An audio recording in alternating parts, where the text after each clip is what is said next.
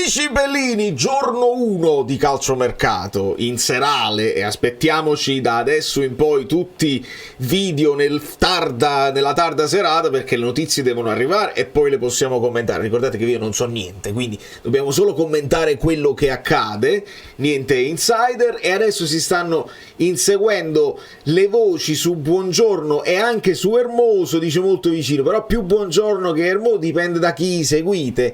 Cominciamo!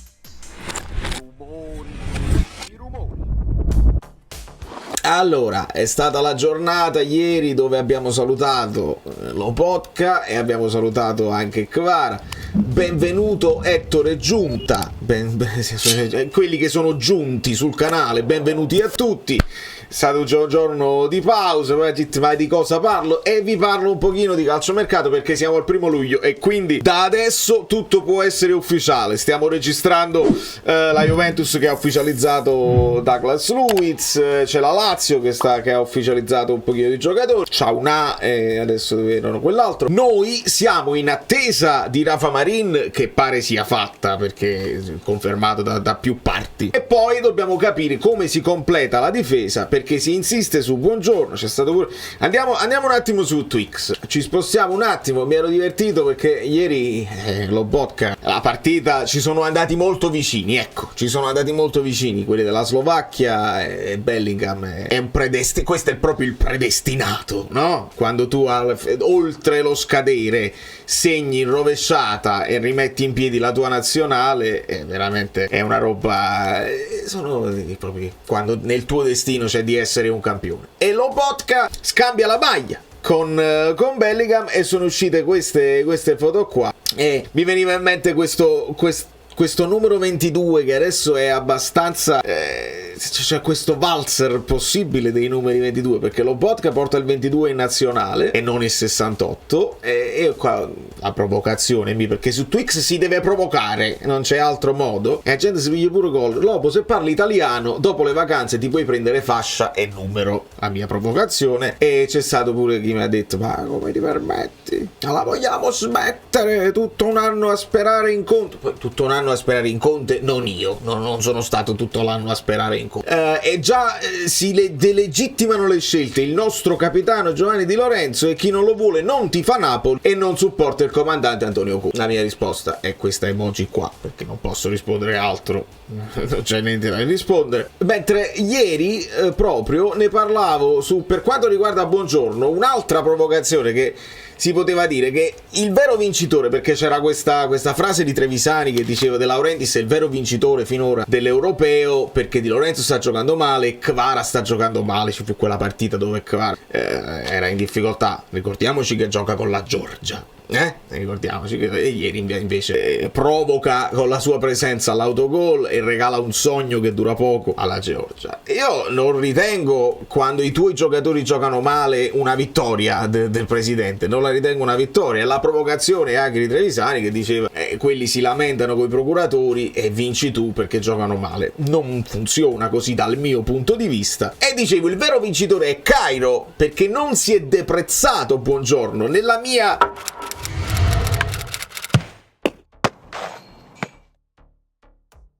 riflessione, uno come Di Lorenzo che prima dell'Europeo tu potevi dire è stata un'annata particolarissima per tutti sono andati male, Di Lorenzo ha comunque un valore che si aggira intorno ai 30 milioni dopo l'Europeo e il discorso di Lorenzo si estende un pochino. Di Lorenzo ha giocato con il suo allenatore per eccellenza e comunque non ha giocato bene, ti può venire il dubbio anche tu acquirente che Di Lorenzo potrebbe essere in fase calante e quindi un giocatore che si avvia verso la fase finale della sua carriera 30 milioni non glieli dai e se te ne danno 15 ci devi ragionare, sempre che tu non vuoi bloccare, perché il discorso adesso su Conte dobbiamo capire che Conte ha detto no il resto, i miei punti fermi io li ho decisi, devo mettere bocca. La figura di Conte permette a questo discorso di essere anche valido perché li prende, li convince e magari ti viene anche voglia di lavorare per lui. Contemporaneamente bisogna vedere se ne vale la pena, che potrebbero esserci prezzi logici anche dei giocatori più forti.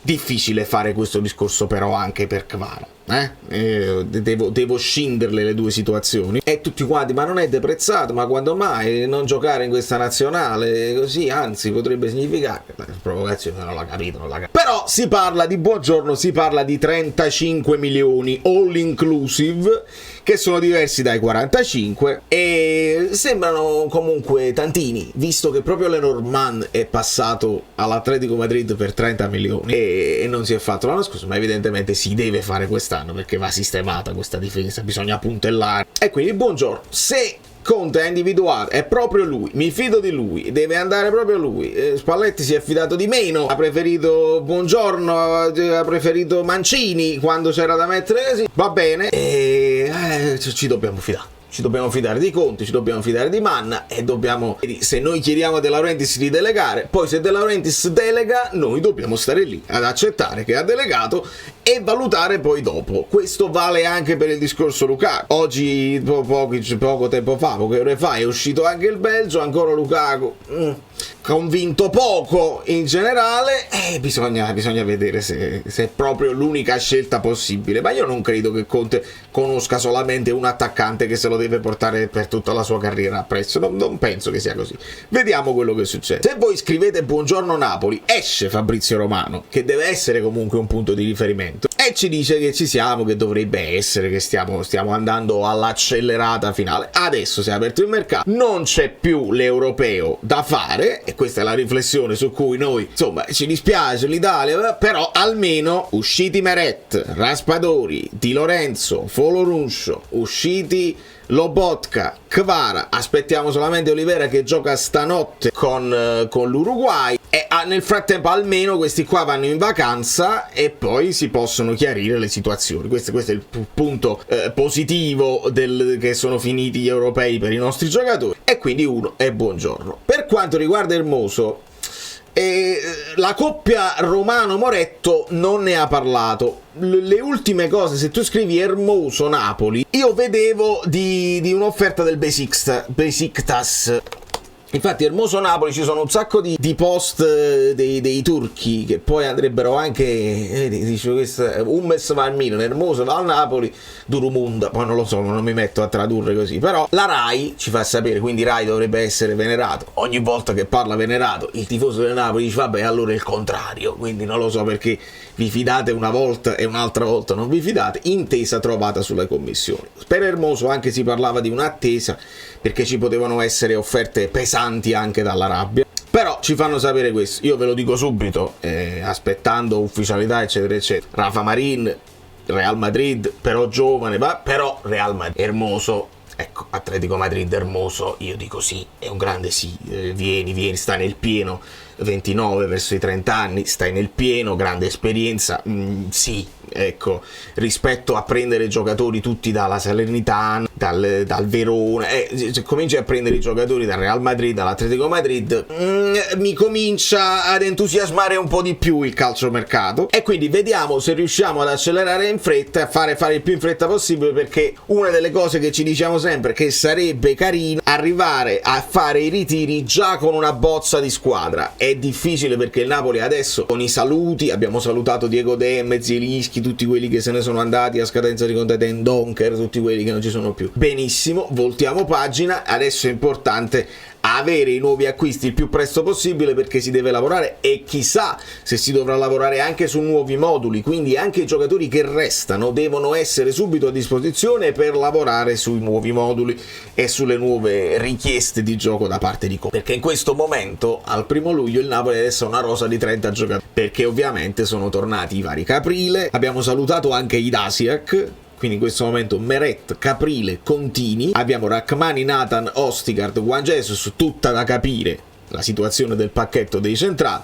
perché se ti arriva Buongiorno, se ti arriva Hermoso, hai preso Marin e ipotizziamo un prestito per Nathan, non una bocciatura totale ma lo mandi in prestito, ipotizziamo di salutare Juan Jesus, vediamo, perché comunque la sua età ce l'ha, te lo tieni come ultima scelta, te lo tieni, ma se lo tieni per farlo giocare non ci siamo. Rachmani, questa idea che potrebbe essere il capitano, da capire la situazione di Lorenzo, come ci vogliamo muovere. Poi Oliveira impegnato ancora nella Coppa America, Mario Rui si parla di offerte dal Portogallo, di Lorenzo tutto da capire, il ritorno di Zanoli, Mazzocchi confermato, Lobotka che oramai è stato riconosciuto a livello internazionale, quindi speriamo bene per Lobotka, Anghissà, Cagliuste, il ritorno di Foloruscio, il ritorno di Colisacco. Ci saranno tantissime domande riguardo a Colisacco, che fisicamente è imponente e quindi interessa. Situazione Lindstrom tutta da capire, le sirene francesi, Gaetano che torna, si parla di ritorno al Cagliari o di Parma, Popovic che vediamo allenarsi a Napoli anche da solo, il buon Kvara, il ritorno di Zerbin, vediamo se una delle fasce come riserva potrebbe essere affidata a Zerbin, Politano che ha fatto l'emoji così quando è uscita l'Italia, un po' polemica. Gong non in discussione, Raspadori, il ritorno di Sgarbi, Osimhen tutto da capire, Simeone da capire, che dire il ritorno e il ritorno anche di Ambrosi. Questa è la situazione, quindi ci teniamo aggiornati. Tra una decina di giorni parte il ritiro, quindi io ho intenzione anche di chiamarvi qualche ospite che magari sta lì e può vedere in prima persona quello che si sta facendo, perché saranno interessantissimi capire se si potrà guardare un po' di allenamenti e capirci qualcosa in più. Il mercato è in divenire, non possiamo far altro che abbracciarci in queste giornate caldissime, fantasticare e cercare di avviarci verso la nuova stagione con grande entusiasmo, perché c'è bisogno di grande entusiasmo. L'arrivo di Conte veramente ha fatto dimenticare quello che siamo stati capaci di fare. Poi abbiamo guardato l'Italia e l'Italia dice mamma mia, peggio del Napoli, una cosa incredibile, quindi poche soddisfazioni. Quest'anno è il momento di ricominciare alla grande, ancora un po' di tempo, ma non vi preoccupate che poi collego le notizie di mercato. Il mercato quello è lungo, il mercato è sempre, però il campionato è ancora lungo, 38 finali ma dietro l'angolo.